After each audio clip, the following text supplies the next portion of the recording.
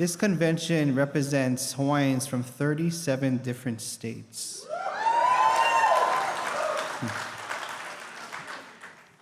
The biggest thing in here that I missed was I need to thank the sponsors. This convention would not be possible without the support of so many of our sponsors. Kavana, do you by chance have the sponsor slide up? I just want to recognize them.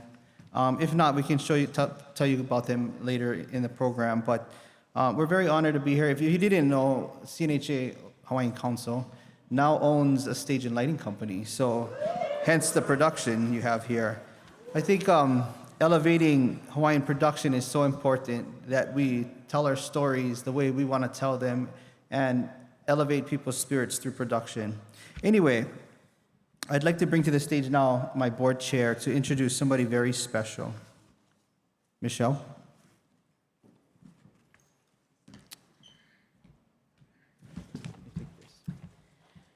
Aloha.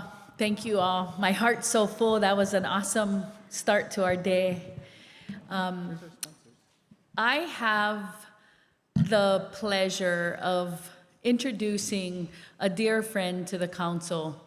As Kūhiō and I were transitioning and I was stepping down at CNHA and he was coming forward, it was our largest national foundation investment into the council through the Wallace H. Coulter Foundation. That foundation and Sue Van, who I'm about to bring forward, invested a long-term $500,000 a year, several years, a long-term commitment of $2.5 million to build power in Hawaiian community.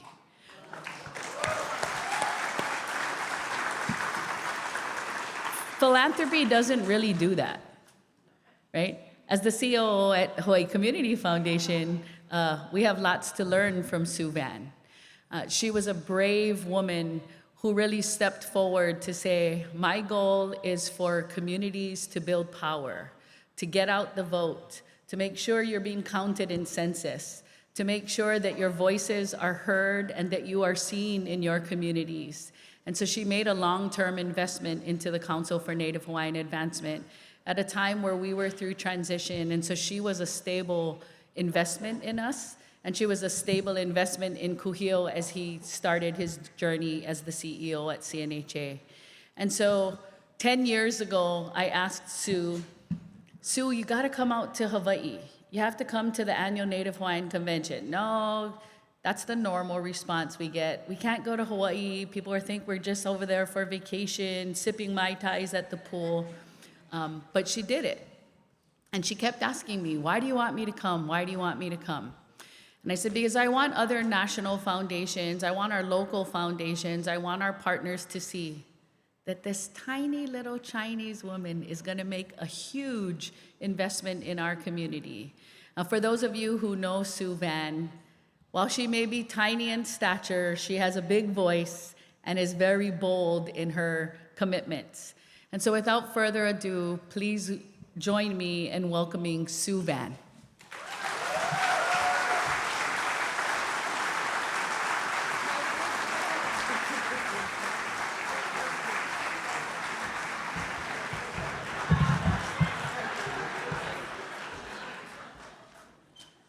Oops. They insist. Okay. I was just hoping I would get up there and you wouldn't see me, so.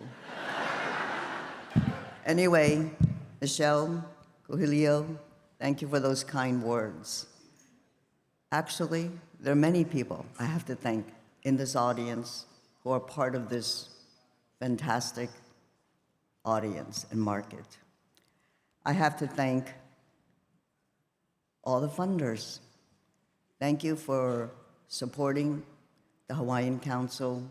Thank you for supporting the Native Americans and our indigenous people, because we should and because we can.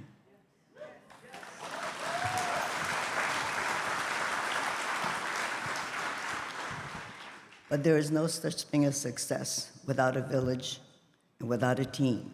So I'd like to recognize a couple of people. I would say stand up and wave, but nobody can see you. Anyway, it's a little dark. So first I want to introduce my staff, Susie Sands and Dennis Fan, and believe it or not, yes, they are my siblings. Okay.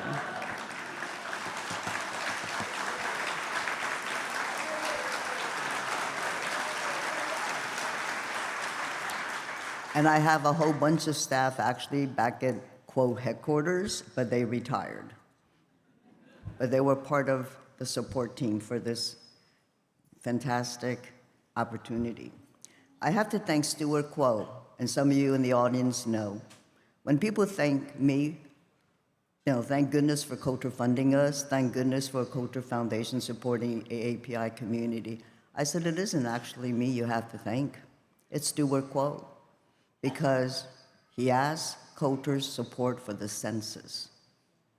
He did not support for his own organization or company. He did not ask for support for the Advancing Justice affiliates. He asked for the census. With that request is how Coulter Foundation became committed to the AAPI community. Without much asking, without a lot of questions, we invested $4 million in the 2010 census. And that started the journey for Coulter Foundation to learn, to listen, to hear the AAPI community. I also have to thank a young lady in the crowd. Her name is Karen Narasaki. We gave her the money, and she subgranted to Hawaii. And she brought the Hawaiian groups and the Pacific Island groups to her conference in the 2010 debrief for the census. And that's where I met a whole lot of you over there. Okay. And one of the topics was take the PIs out of AAPI. So I went to that conference and I said, why? I just learned about how to say AAPIs. So I'm going to be very upset if you take the PIs out of AAPIs. That's where I met Sefa. And he's been a mentor, a teacher, and a friend whom Coulter could not have been investing in this community without his friendship and without his ideas and without his commitment. I want to thank Dan Ichinose, who was the architect of the very first Native Hawaiian Pacific Islander demographic report. I did not know about all the disaggregation importance. And in fact, I have to say, even though Coulter funded many, many demographic reports from the 2010 census, and I think over 8, the demographic profile for the Native Hawaiians and Pacific Islanders is my favorite. Why? Because until I read that report, I did not know the importance of disaggregated data.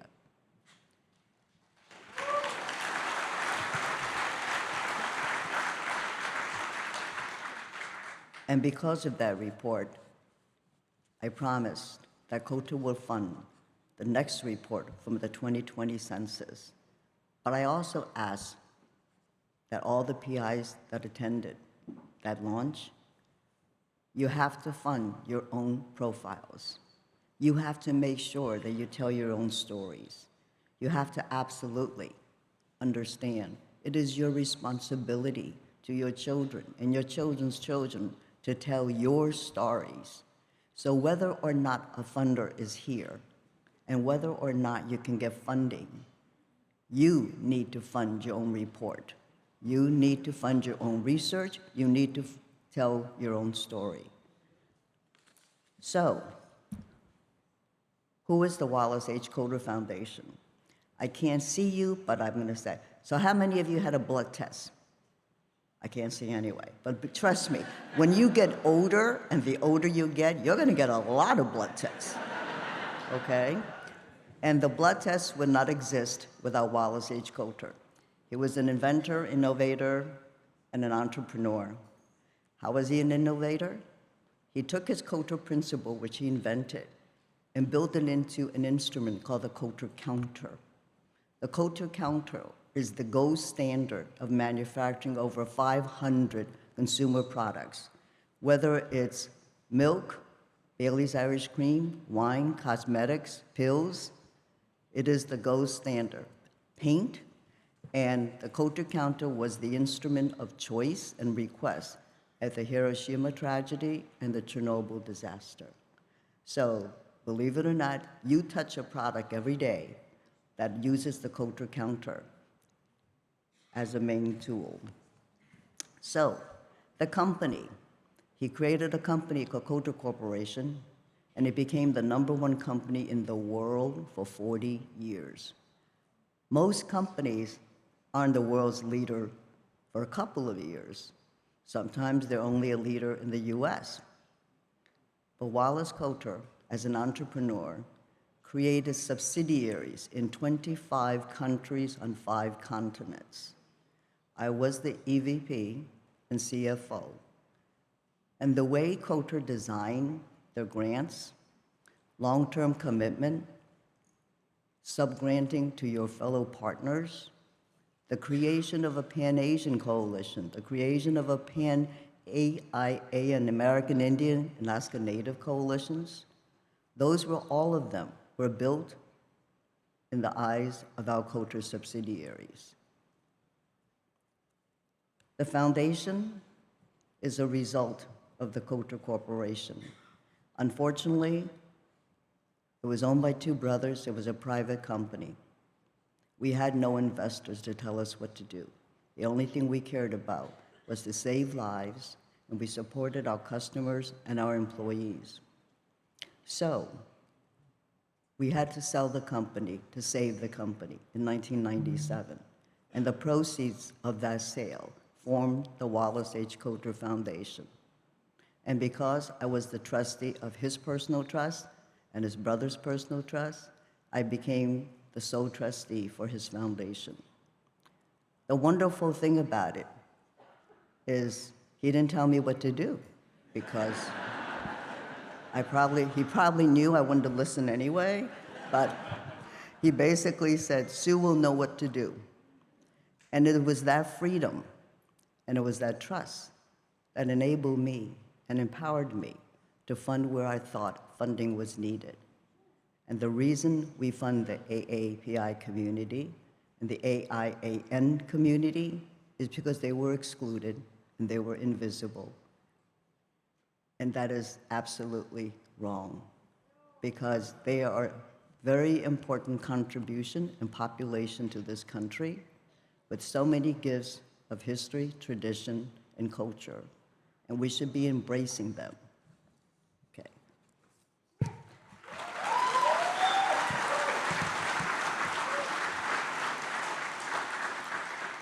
Okay, so this is the Coulter principle. You cannot get testing for infectious diseases or cancer without first a blood test. You know that when you go to your doctor and you have a headache or your leg hurts, they go, let's take a blood test. So the most prescribed test in the world that revolutionized healthcare and absolutely changed the doctor-patient relationship was his Coulter principle.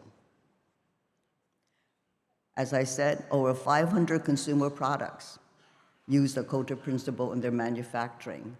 One of the assignments he got from the Department of Defense was that they were doing all these battleships. There were different, every ship was a different shade of gray. So they came to him and said, is there anything you can do to make sure that all the grays matched? The Coulter principle. So, just a little intro. I opened the foundation with $500 million, not too bad, okay. Limited life foundation. Because I was a sole trustee, I thought one day I'll be so old I won't be able to work and travel. So I always knew I was going to sunset, and I would say, some of you know, I've been trying to sunset for years, okay. Because of the sunset, and because of what I consider only $500 million, I had to get maximum impact. Not for Coulter, has nothing to do with Coulter. It has to do with you. I had to give you the time and the support and the mentorship and the guidance to make sure that you accomplish the maximum impact. We require partnerships. At the end of the day, I'm sure you know, there are many, many, many different ethnic groups in the Asian Americans. I didn't grow up with any of them, not even Chinese. In fact, I grew up Jewish in the Catskill Mountains, the Hebrew Himalayas, and that's where I learned to eat matzah, so I definitely don't like rice, okay? So the partnerships was, we make everybody partner. We don't care if you like each other, we don't care if you hate each other, we make everybody partner, okay? Because there is power in partnerships. And everything we did and everything we invested was to make sure that all of you outlast Coulter. So we did multi-year grants. We absolutely listened and learned because we're not the experts. The people that were receiving Coulter's investments were the experts. So people have asked, what is the vision, what is the mission? Well, we knew one thing, that in order for a group to care about and to protect and to advance and to preserve people's heritages, cultures, traditions, they had to invest internally. So we gave multi-year general support for many of the groups that are here today since the 2010 census. And we did it by contract so that you could trust us, that we're not going to be attracted to the next shiny silver toy, that we will be committed to you, to your growth, to your investment in yourself. So we chose comprehensive civic engagement. And what is that really? It starts with the census. It deals with redistricting. It deals with citizenship. It talks about electoral. But maybe the most important thing is to have our people run for office. We also gave money for subgranting. You cannot build partnerships. You cannot build relationships without taking care of them. So we'd ensure that the funding would also build and subgrant to pay Asian coalitions. And the next was to join and strengthen the BIPOC, the Black, Indigenous, People of Color coalitions. And we wanted to make sure that each and every one of the coalition members also had their people run for office. Because at the end of the day, that is the only way to ensure that your traditions, history, and culture can be preserved. So, what Michelle was talking about was this report. You can download it on the website of SoCal, Southern California Advancing Justice. Okay. I'm really, really proud of this. First, the cover is beautiful. Okay, what'd you say? Second, I learned, I had no idea that there were 23 or more groups of different Pacific Islander history and culture and traditions. That is fantastic. I didn't know about the many ethnic Asian groups because we didn't grow up with them. I had no idea that Native Hawaiians and Pacific Islanders had so many dialects, so many traditions. I mean, many of us go to Mexico to learn about the Mayans. We go to Peru to learn about the Incas. But we have our own indigenous people. We have our own indigenous pride and story and traditions and cultures and languages. We should be learning more about them.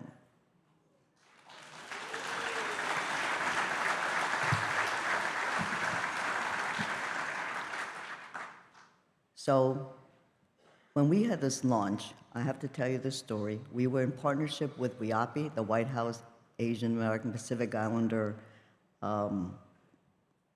partnership, and we had a demographic launch the very first time for this. But it happened because of an argument, like I said, with CEFA.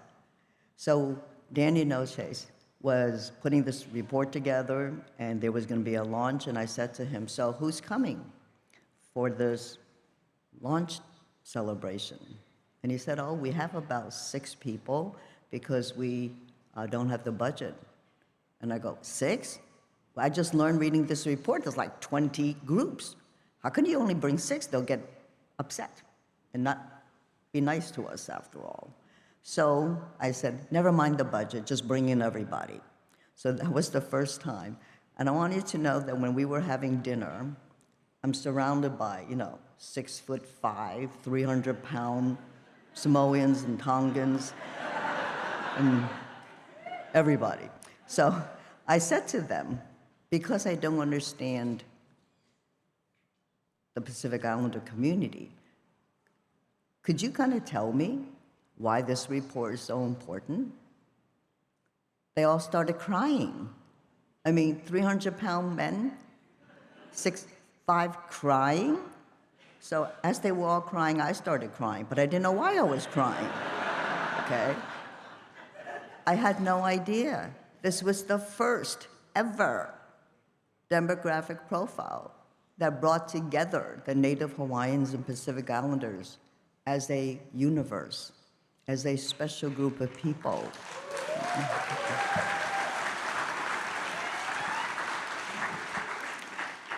So I said, how could you have waited for a funder to come along and do this? This is something you're responsible to make sure of. However, Coulter will be here for the 2020 census, and I promise you that we will do another NHPI demographic profile. However, we will not be here for 2030 census, and it's your responsibility, if you have to collect a dollar from every PI, to make sure that there's a third anniversary edition.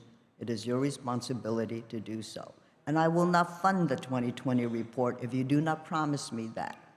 And of course, everybody at the table promised, okay? So, here it is, ladies and gentlemen.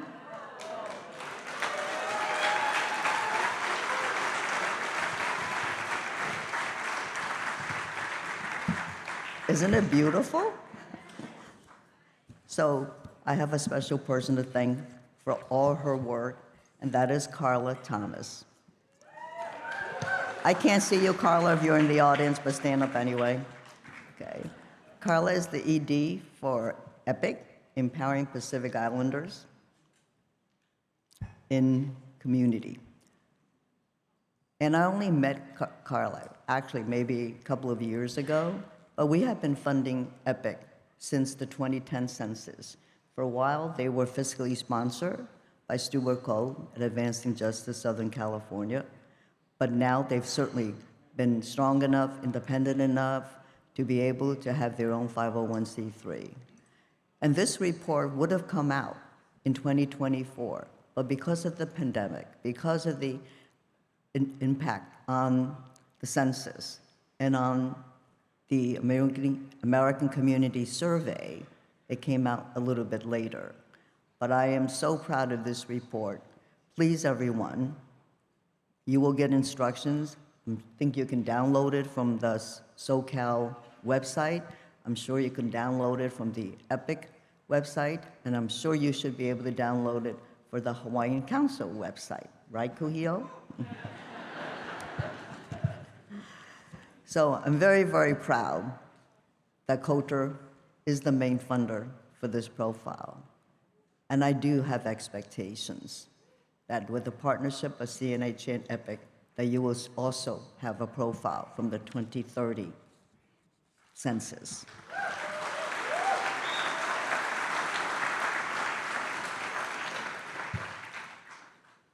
So let's talk about the power of partnerships. As you saw in the way Coulter invests, we absolutely make sure that groups cannot be an island. Groups cannot be by themselves. They can't accomplish anything by themselves. They have to have a village. They have to have a team. So I would like to leave this conference with a special asks. First, let us make sure, Kūhiō and Carla, that a permanent long-term partnership going forward with the Hawaiian Council and EPIC, because together you must protect, preserve, advocate, and advance Native Hawaiian and Pacific Islander issues. Second, I hold you responsible for the 3rd anniversary edition of the Native Hawaiian Pacific Islander demographic profile after the 2030 census. Okay.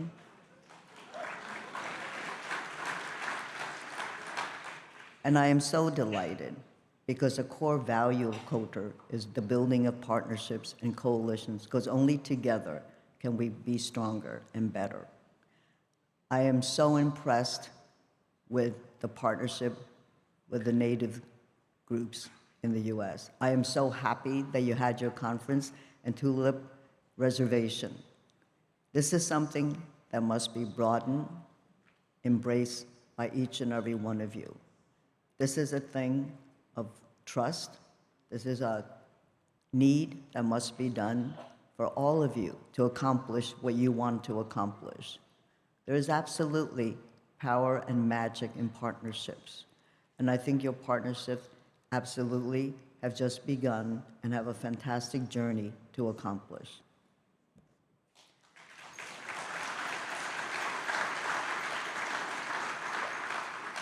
So as Michelle said, we have been funding the Hawaiian Council since the 2010 census. And we've been funding EPIC and the Pacific Islanders since the 2010 census. In 2016, when we went direct in 25 states, patterned after the Coulter subsidiaries on 5 continents, we started a partnership with the National Tongan American Society in Utah. So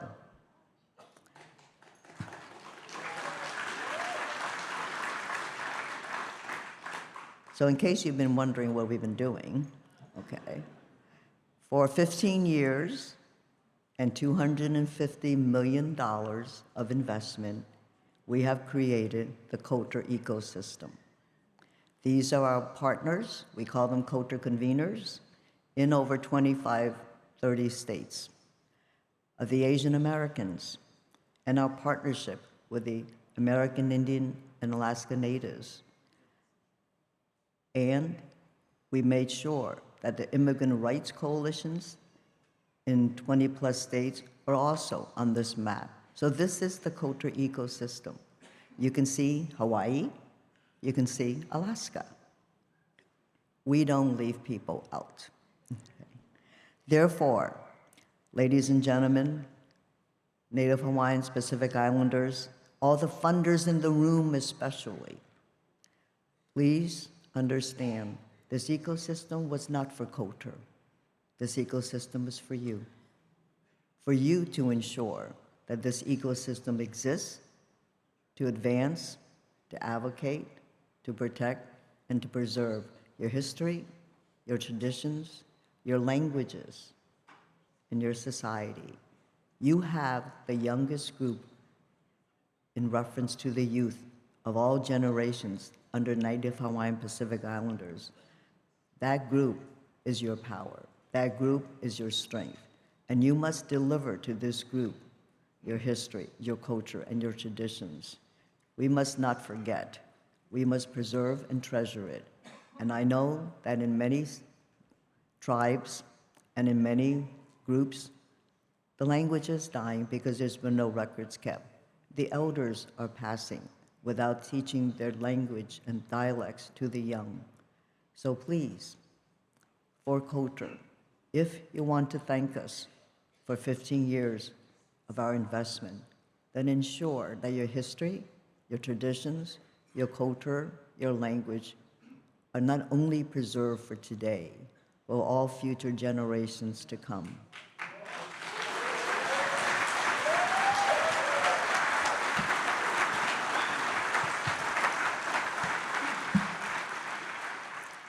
Otherwise, we'll come back and drive you crazy. So, ladies and gentlemen, I am honored to be here today. It is such a thrill. I want you to understand, you have made our lives richer. You have made us educated and learned about NHPI traditions and culture. I thank you for everything, for what you have accomplished. But I thank you most of all for including us and embracing us as a partner. Thank you.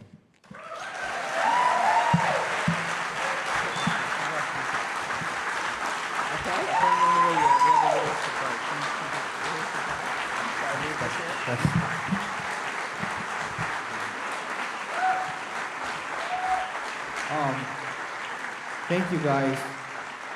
You know, the reason why I asked Sue to come to convention is because I really credit the capacity that CNHA now has because of her. She's been a mentor, she's been at our side. You know, when the Maui wildfires happened, I made a call to her, and overnight, she wired $250,000 to support Maui.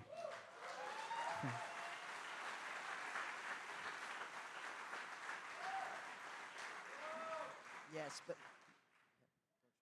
yes, but he yes, but he took that 250,000 and converted and transformed it to $12 million. Okay. So, it's true. One of the most powerful things about the way Sue managed her grant was she said, you can't have our money unless you go get matching donors. So they made us hustle for it.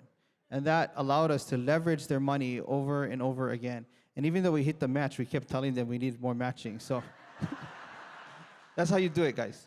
Anyway, we just want to aloha Sue because she is sunsetting her foundation. And this is probably the last time that she'll come out to be a part of our convention. And so I wanted to honor her with our Kilohana Award, which is one of the highest awards that CNHA gives.